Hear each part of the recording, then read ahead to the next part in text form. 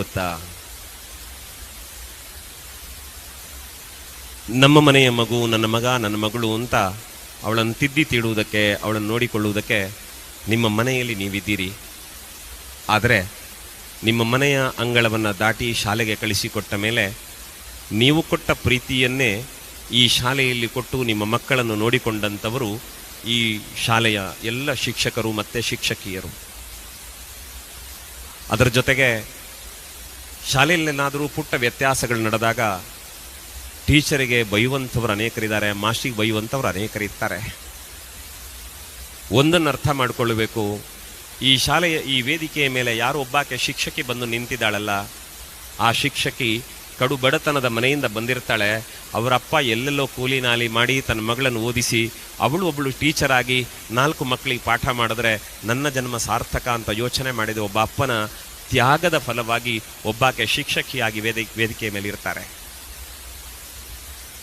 ತನಗೆ ಹಾಕ್ಕೊಳ್ಳಿಕ್ಕೆ ಒಳ್ಳೆ ಬಟ್ಟೆ ಬರೆ ಬಂಗಾರ ಯಾವುದೂ ಇಲ್ಲದೆ ಇದ್ದರೂ ಕೂಡ ಅಲ್ಲಿಲ್ಲೋ ಕೆಲಸ ಮಾಡಿ ಮಗಳಿಗೊಂದು ಸೀರೆ ತೆಗೆದುಕೊಟ್ಟು ನನ್ನ ಮಗಳು ಓದ್ತಿದ್ದಾಳೆ, ಡಿಗ್ರಿ ಮಾಡ್ತಿದ್ದಾಳೆ, ಅವಳು TCH ಮಾಡ್ತಿದ್ದಾಳೆ, ಇನ್ನೇನೋ ಮಾಡ್ತಿದ್ದಾಳೆ ಅಂತ ಅವಳು ಶಿಕ್ಷಕಿಯಾಗಿ ಆಗುವ ಕನಸು ಹೊತ್ತು ಸಾಗುವಾಗ ಅವಳಿಗೊಂದು ಸೀರೆ ಕಷ್ಟಪಟ್ಟು ತಂದುಕೊಟ್ಟ, ಅವಳ ಕಾಲಿಗೊಂದು ಗೆಜ್ಜೆಯನ್ನು ಇಷ್ಟಪಟ್ಟು ತಂದುಕೊಟ್ಟ ಒಬ್ಬ ಅಮ್ಮನ ಮಗಳು ಈ ವೇದಿಕೆಯಲ್ಲಿ ಟೀಚರ್ ಆಗಿ ನಿಮ್ಮ ಮಕ್ಕಳಿಗೆ ಪಾಠ ಮಾಡ್ತಾರೆ.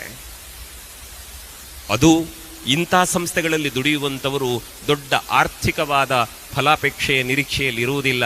ಸಿಕ್ಕಿದ್ರಲ್ಲಿ ಸಂತೃಪ್ತಿಪಟ್ಟು ಈ ಜಗತ್ತಿಗೆ, ಈ ನಾಡಿಗೆ ಆದರ್ಶಪ್ರಾಯರಾದ ಮಕ್ಕಳನ್ನು ಕೊಡಬೇಕು ಅನ್ನೋ ಶಿಕ್ಷಕರು ಇವತ್ತು ವೇದಿಕೆಯಲ್ಲಿದ್ದಾರೆ. ಬಂಧುಗಳೇ, ನಿಮ್ಮ ಮನಸ್ಸಲ್ಲಿ ನೀವು ಸಂಕಲ್ಪ ಮಾಡಿ, ನಮ್ಮ ಮಕ್ಕಳಿಗೆ ಇಷ್ಟು ವರ್ಷ ಶಿಕ್ಷಣ ಕೊಟ್ಟಿದ್ದೀರಿ, ನನ್ನ ಮಗುವಿಗೆ ಒಂದು ಭವಿಷ್ಯವಾದ ದೊಡ್ಡ ಕಲ್ಪನೆಯನ್ನು ಕಟ್ಟಿಕೊಟ್ಟಿದ್ದೀರಿ, ನನ್ನ ಮಗುವಿನ ಬದುಕಿಗೆ ಉಜ್ವಲತೆಯ ಬೆಳಕನ್ನು ಹರಿಸಿದ ಪುಣ್ಯಾತ್ಮರು ನೀವಿದ್ದೀರಿ, ನಿಮಗೆ ಧನ್ಯವಾದ ಅಂತ ಒಮ್ಮೆ ಮನಪೂರ್ವಕ ಈ ಶಿಕ್ಷಕ ವೃಂದಕ್ಕೆ ನೀವು ಕೃತಜ್ಞತೆಯನ್ನು ಹೇಳಬೇಕು. 10ನೇ ಕ್ಲಾಸು ಬಿಟ್ಟು ಹೊರಟಿದ್ದೀರಿ ಮಕ್ಕಳೇ, ನಾಳದ್ದು ಪರೀಕ್ಷೆ ಬರ್ತದೆ, ಆಮೇಲೆ ನಿಮ್ಮ ಶಾಲೆ ಬೇರೆ. ಆದರೆ ಇವತ್ತಿನವರೆಗೆ ನಿಮ್ಮ ಎಲ್ಲ ಭಾವನೆಗಳಿಗೆ ಬೆಲೆ ಕೊಟ್ಟು ನಿಮ್ಮನ್ನು ಶಿಕ್ಷಕ ವೃಂದ, ಆಡಳಿತ ಮಂಡಳಿ ನೋಡಿಕೊಂಡಿದೆ. ಅವರೇನಾದರೂ ಒಂದು ಮಾತು ಗದರಿಸಿದರೆ ಅದರ ಹಿಂದೆ ನಿಮ್ಮ ಬದುಕಿನ ಕೀರ್ತಿಯ ಕನಸುಂಟೆ ಹೊರತು ನಿಮ್ಮ ಬಗ್ಗೆ ದ್ವೇಷ ಇಲ್ಲ. ಮುಂಬರುವ ಪರೀಕ್ಷೆಯನ್ನು ಒಳ್ಳೆ ರೀತಿಯಲ್ಲಿ ಬರೆಯಿರಿ. ಪ್ರಾಮಾಣಿಕವಾದ ಪ್ರಯತ್ನ ನಮ್ಮದು. ಫಲ ಕೊಡುವುದಕ್ಕೆ ಭಗವಂತನಿದ್ದಾನೆ. ಸೋಲು ಗೆಲುವು ಬದುಕಿನಲ್ಲಿ ಇದ್ದದ್ದೇ. ಬದುಕಿನಲ್ಲಿ ಧೈರ್ಯ ಕೆಡಬೇಡಿ. ಈ ಶಾಲೆ ಬಿಟ್ಟು ಹೊರಟು ನಿಂತ ಮೇಲೆ ಅಲ್ಲಿಂದ ಮುಂದಕ್ಕೆ ಜೀವನ ಪೂರ್ತಿ ನಿಮಗೆ ಯಾರೆಲ್ಲ ಪಾಠ ಮಾಡಿದ್ದಾರಲ್ಲ ಅವರ ನೆನಪನ್ನು ಮಾತ್ರ ಯಾವತ್ತೂ ಕಳ್ಕೊಳ್ಳಬೇಡಿ. ಅವರು ನಿಮ್ಮ ಮನಸ್ಸಿನಲ್ಲಿ ಯಾವತ್ತೂ ಅವರಿಗೊಂದು ಜಾಗ ಕೊಡಿ. ವಿಶೇಷವಾಗಿ ಹೆಣ್ಮಕ್ಕಳು ಪ್ರಬುದ್ಧರಾಗಿದ್ದೀರಿ ಮಕ್ಕಳೇ. ಆಗಾಗ ಬಂದಾಗ ವಯೋಸಹಜವಾದ ಅನಾರೋಗ್ಯ, ದೈಹಿಕ ಸಮಸ್ಯೆಗಳು ನಿಮ್ಮನ್ನು ಕಾಡುತ್ತವೆ. ಆವಾಗ ಅದನ್ನು ಹೇಳ್ಕೊಳ್ಳಿಕ್ಕೆ ಶಾಲೆಯಲ್ಲಿ ನಿಮ್ಮ ಅಮ್ಮ ಇರಲಿಲ್ಲ, ನಿಮ್ಮ ಅಮ್ಮನ ಜಾಗದಲ್ಲಿ ಶಿಕ್ಷಕಿಯರೆಲ್ಲ ಇದ್ರಲ್ಲ, ನಿಮ್ಮನ್ನು ತಲೆನೇವರಿಸಿ ಬೆನ್ನು ತಟ್ಟಿ ಧೈರ್ಯ ಹೇಳಿ ನಿಮ್ಮನ್ನು ನೋಡಿಕೊಂಡ್ರಲ್ಲ, ಅವರಿಗೆಲ್ಲ ಕೃತಜ್ಞತೆ ಹೇಳಿ. ಬಂಧುಗಳೇ, ಇಷ್ಟೇ ಹೇಳಬಲ್ಲೆ. ಅಪ್ಪ ಅಮ್ಮ ನೀವು ಮಕ್ಕಳ ಜೊತೆ ನಿಂತಿದ್ದೀರಿ. ನಾಳೆ ನಿಮ್ಮ ಮಗು ಬೆಳೆದು ನಿಂತಾಗ, ಅವ ಜಗತ್ತಿನ ಆಸ್ತಿಯಾಗಿ ಬೆಳೆದಾಗ ಜಗತ್ತು ಸಂಭ್ರಮಿಸ್ತದೆ. ಆದರೆ ನಿಮ್ಮ ಮಕ್ಕಳು ಆ ಎತ್ತರಕ್ಕೆ ಬೆಳೆಯುವುದಕ್ಕೆ ಕಾರಣವಾಗುವಲ್ಲಿ ದೊಡ್ಡ ಕೊಡುಗೆ ಈ ಶಿಕ್ಷಣ ಸಂಸ್ಥೆಯದ್ದಿದೆ. ಈ ಶಿಕ್ಷಣ ಸಂಸ್ಥೆಯಲ್ಲಿ ನಿಮ್ಮ ಮಕ್ಕಳಿಗೆ ಪಾಠ ಮಾಡಿದ ಗುರುಗಳದ್ದಿದೆ. ಅದರ ಜೊತೆಗೆ ಇಲ್ಲಿ ಸ್ವಚ್ಛತೆ ಮಾಡಲಿಕ್ಕೆ, ಕಸ ಗುಡಿಸ್ಲಿಕ್ಕೆ ಅದಕ್ಕೆ ಇದಕ್ಕೆ ಅಂತ ಬರ್ಬೋದು. ಕಸ ಗುಡಿಸ್ತಾ ಇರಬೇಕಿದ್ರೆ ನಿಮ್ಮ ಮಗು ಬಂದರೆ ಯಾಕಾದ್ರೆ ಈ ಮಗು ಬಂತು ಅಂತ ಬಯಸಲಿಲ್ಲ, ನನ್ನ ಮಗು ಶಾಲೆಗೆ ಬಂದಿದೆ ಅನ್ನೋ ಕಾರಣಕ್ಕೆ ನಿಮ್ಮ ಮಕ್ಕಳಿಂದ ಆಗುವ ವ್ಯತ್ಯಾಸವನ್ನು ಸಹಿಸಿಕೊಂಡು ಕೆಲಸ ಮಾಡಿದವರಿದ್ದಾರೆ. ಶೌಚಾಲಯ ಸ್ವಚ್ಛ ಮಾಡಲಿಕ್ಕೆ ಇನ್ಯಾರೋ ಬಂದರೆ ನನ್ನ ಮನೆದು ನನ್ನ ಮಕ್ಕಳದ್ದು ಅನ್ನೋ ಪ್ರೀತಿಯಿಂದ ಮಾಡಿದ ಕೆಲಸದವರು ಇರ್ತಾರೆ. ದಯವಿಟ್ಟು ಅಂಥವರ ಭಾವನೆಗಳನ್ನು ಗೌರವಿಸಿ. ಶಾಲೆಯಿಂದ ಬಸ್ ಇದ್ದರೆ ಒಬ್ಬ ಡ್ರೈವರ್ ನಿಮ್ಮ ಮಕ್ಕಳನ್ನು ಸುರಕ್ಷಿತವಾಗಿ ಮನೆಗೆ ಮುಟ್ಟಿಸುವ ಜವಾಬ್ದಾರಿಯೊಂದೇ ಕೆಲಸ ಮಾಡಿರ್ತಾರೆ. ಯಾರ ಕೆಲಸವನ್ನು ಇಲ್ಲಿ ಅಲ್ಲಗಳೆಯುವಂತಿಲ್ಲ.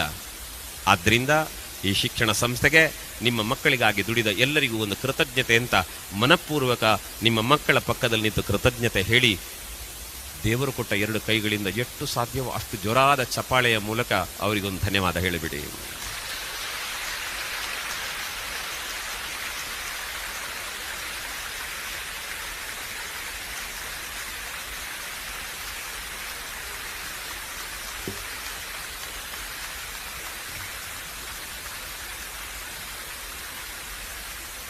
ಸಂತೋಷ ಆಯಿತು. ಮಕ್ಕಳೇ, ವೈಯಕ್ತಿಕವಾಗಿ ಈ ಶಾಲೆಗೆ ಮತ್ತೆ ನಿಮ್ಮೆಲ್ಲರಿಗೂ ವೈಯಕ್ತಿಕವಾಗಿ ನಾನು ಧನ್ಯವಾದ ಹೇಳ್ತೇನೆ. ಯಾಕೆ ಅಂತಂದರೆ, ಆವತ್ತೊಂದು ದಿನ ಹೀಗೆ ಮಾತಾಡ್ಲಿಕ್ಕೆ ಹೊರಟಾಗ ಯಾರೋ ಹೇಳಿದ್ರು, ಪೌರೋಹಿತ್ಯ ಮಾಡೋ ಇವನಿಗೆ ಭಾಷಣ ಯಾಕೆ ಅಂತ ಕೇಳಿದ್ರು. ಪೌರೋಹಿತ್ಯ ಮಾಡೋ ಇವನಿಗೆ ಭಾಷಣ ಯಾಕೆ ಅಂತ ಕೇಳಿದ್ರು.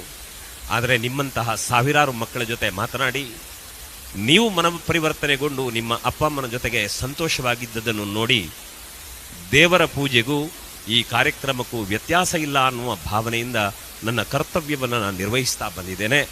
ನನಗೆ ಸಂತೃಪ್ತಿ ಇದೆ. ನನ್ನ ಮಾತುಗಳಿಗೆ ಮೌಲ್ಯ ತಂದುಕೊಟ್ಟಂತಹ ನಿಮಗೆ ನನ್ನ ಧನ್ಯವಾದಗಳನ್ನು ಸಮರ್ಪಿಸ್ತೇನೆ. ನೆನಪಿರಲಿ, ಕಟ್ಟ